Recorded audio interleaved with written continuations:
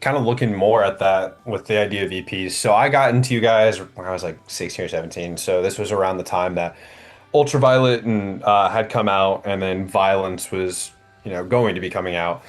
And, I fell in love with those albums and then got into Behold and all that stuff and kind of looking back. And so one thing I love that you said is the idea that you guys had, kind of started to grow into it. And by that time is whenever you were like, this is the stuff we want to make.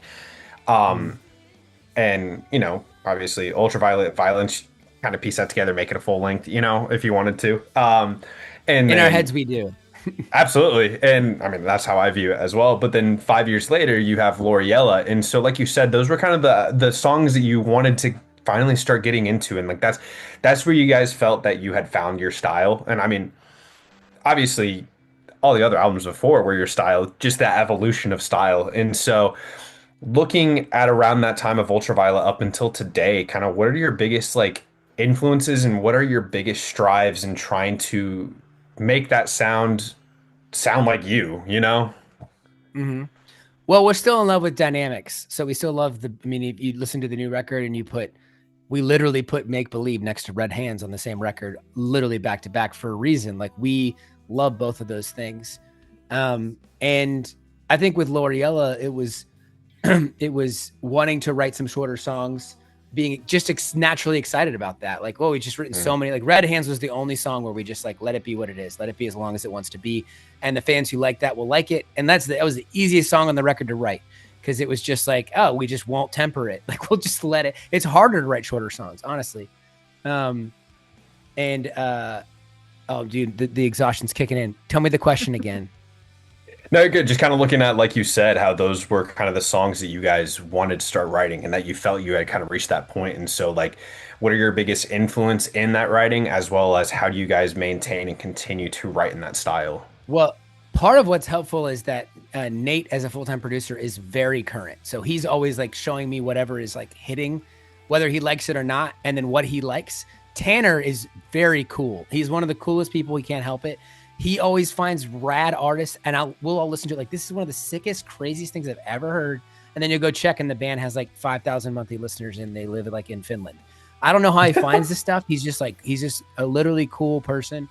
And so they're always feeding me new stuff. And I've kind of rediscovered music the last 5 years. Especially like I've just fallen in love with singer songwriters, female singer songwriters like Phoebe Bridgers. Well, Imogen Heap before that, a fellow Brit, Simon, like absolutely changed my life. And then so many female singer songwriters I loved the last 5 years is like emo and then 90s grunge kind of came back. It was kind of like music was circling back to what I loved, and my talents now are like with a song like Wildflowers, like as that song was kind of, again, I'm just writing riffs, but as I'm writing the riffs, it's like, oh, this song's kind of like what if Refused tried to write a Gin Blossom song.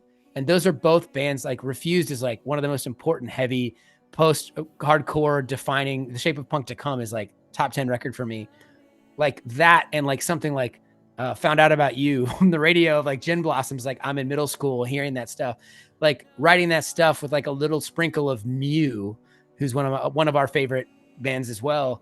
And I'm not trying to do that. It just is that. And so it was exciting to like, oh, some like our 90s stuff is just kind of coming out more. And we experimented with more fuzz and the kind of like letting some of that stuff show on Ultraviolet and Violence. And it was like, we're just gonna lean into it. Like we're gonna like lean into it because we're I don't think we're gonna lose the plot. We're gonna still have huge parts. Like we still get stoked to write heavy parts, like write heavy, bass chord riffs and stuff. And so I think it's like letting ourselves be excited about what we're listening to that's new, as well as like when something comes through that's kind of referencing something like, oh, I've always wanted to write like the big opening riff in Heavy Heart is like I've always kind of wanted to write something that sounds like early Pumpkins riffs. And I wrote it. I was like, oh, that sounds like an early Pumpkins riff, like, but it sounds like us. And then like the last riff that's on that song, that's kind of going the whole slide part, and then it hits at the end. Like that was the first heavy riff I wrote for the record, and I knew I wanted to write a more hopeful record. So when I wrote that riff, I was like, it sounds giant and it sounds happy. This record's gonna work. Like we're gonna make something new, and whether people like it or not, that they'll decide. But like this is new and it feels like us, and so yeah, just like always listening to new music. And honestly, now recently, like people were like, I've seen a lot of people like, I love L'Oreella. I wish there's a few more heavy songs, but I love it. And like, well, for some reason, we're all circling back into heavy music again. And like my daughter, my 4-year-old, like loves Sleep Token. And I'm just kind of along for the ride, like who doesn't? I guess every 4-year-old girl likes Sleep Token. But and I'm not like snooty enough to hate it. I'm like, oh, I get it. Like this is like, what if a gent band listened to The Weeknd? I get it. Then that's cool. I love all the new genre fluid stuff because I'm like, I hated the gatekeeping when I was a kid when people were like, oh, that ska band can't do that or that. I feel like we got a lot of that when we were starting of like, but you're not hardcore. And I was like, who can't? Genres are made up. Like they're made up. Like, and if a band like, so to me, it's like, well, like I liked a lot of Post Malone's early stuff. When it's like he's going country, I'm like, well, I don't like country, but dude, he should do whatever he wants, and no one. And if it's good, it's good.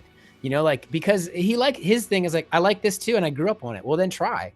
And so seeing bands like so many genre fluid bands like Bill Murray or whoever is like mashing all these things up.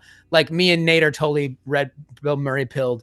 It's like I don't like country at all, but I like Turnstile and I like The Midnight and I like what are some of the other weird references in that band? Like they shouldn't be together. And the fact that this guy just likes it, he's like, well, it's what I like. Great, do that. So I'm inspired by like younger kids that are like mashing up things that aren't supposed to go together. Like you're going to fail like 9 times out of 10, but you might make something sick. You might make something new. And at least you made something you love. And if people are like, oh, you like Sleep Token shouldn't have so many R&B parts. Like, well, then just don't listen to it. It's not for you.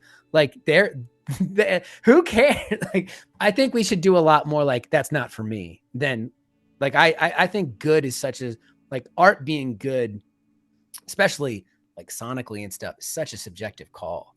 Like it's just, I had a friend who's not an artist and he's like, well, everybody knows that song's good. I was like, no, that they don't. I hate that song. Like, but like, it's good. It's a good song because you like it, So Yeah. I think just continuing to continuing to pay attention to new music and listen to it all, just like, and trying to like calculate that at the same time of like Nate and Tanner are so musically gifted and so gifted as producers that they're really good at not letting us jump the shark. I think on like, oh no, like we should not try. Like for us, like we can try it, but that doesn't sound good. And then they help kind of keep us reined in, as well as my lack of ability to do anything else. Like I'm like, I'll write a riff and I'll be like, this is so different. And they'll be like, yeah, but it sounds like us. And I'm like, okay, good. That's good. It should sound